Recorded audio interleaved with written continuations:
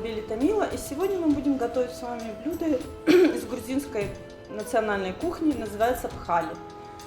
Если просто, то это стручковая фасоль с орехами.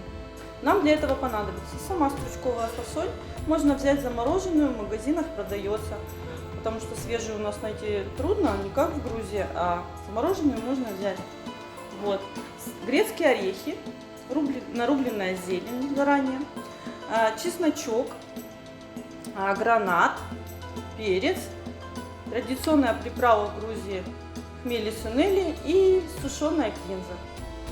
Что мы делаем? Сначала мы отвариваем фасоль стручковую, минут 5-7 она варится, отвариваем и эту вареную фасоль смешиваем с грецким орехом, чесночок немножко и перчик, но это по вкусу, кто любит поострее добавляет, кто не любит острое, перец не добавляет, но хотя бы все равно 2 толечки чеснока надо добавить. Добавляем туда приправу и сушеную кинзу.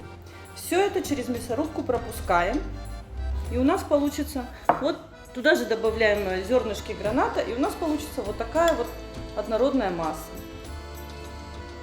И эту однородную массу можно уже выкладывать на тарелочку, красиво украсить рубленой зеленью, зернышками граната.